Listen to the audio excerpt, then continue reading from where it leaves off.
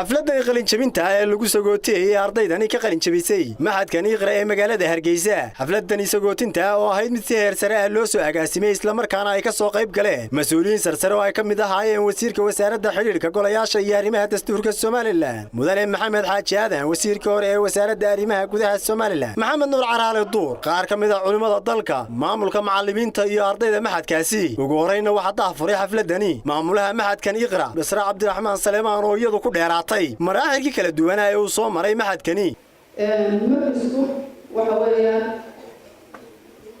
xilliga la qoray waa dafcadii saddexaad iminka labadii dafcad hore ayaa ka horeeyay ardayda uu markisku soo saaray ilaa intuu furnaa saddexdaa dafco waxa weeyaan 1250 arday oo xufaada inta mujaasiinta ee uu soo saaray markisku balilaahi alxamdi waxa weeyaan 4 arday oo dafcadii koowaad ahayd iyo 17 dafcadan iminka ah.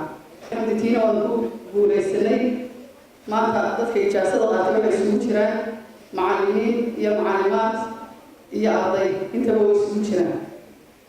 wuxuu markisku xoog saarayay inuu biidni illaahi tacaala soo saaro sanadka qaybta ijaasaadka.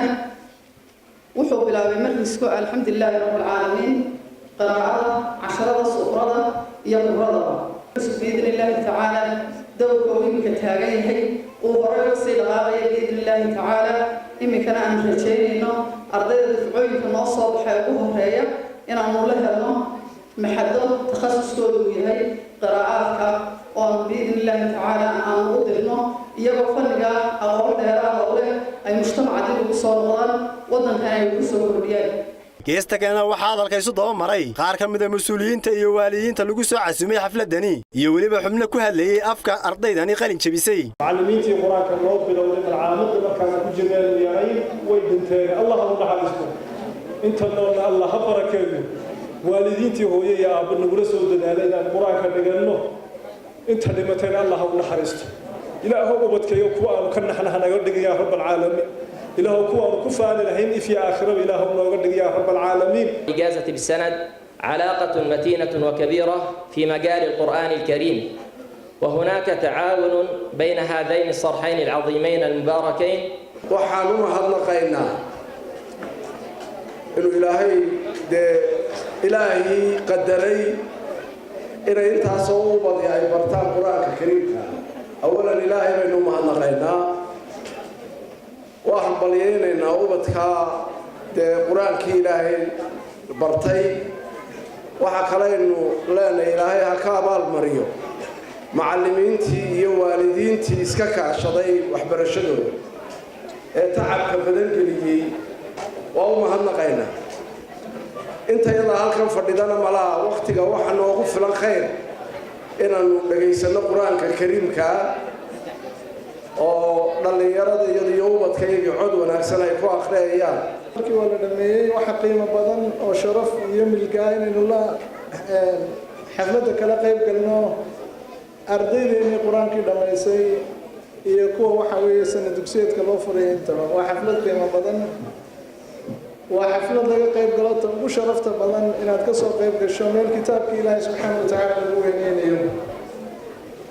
القرآن الكريم وكتاب الله سبحانه وتعالى وكنوش النهاجية. يا قارئ القرآن ليلك واحة اقرأ كتاب الله فهو شريعة والأفق عندك منظر خلاب من دونها نهر الحياة سراب.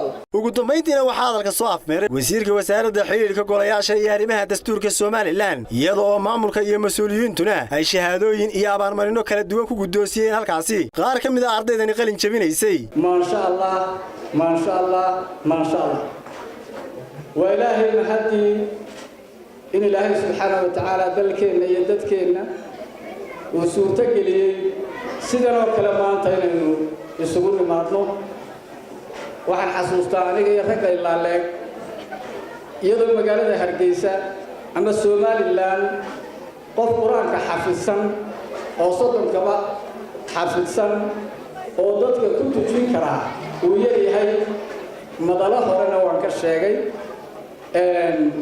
oo ay dhacday in la yidhaaho sheekh hebel keligii ayaa yaqaana qur-aanka ee hayna tusiyo bisha ramadaan وعبد الغني حسين أبو بكر عبد الغني بيلو بولشة TV هرجيزة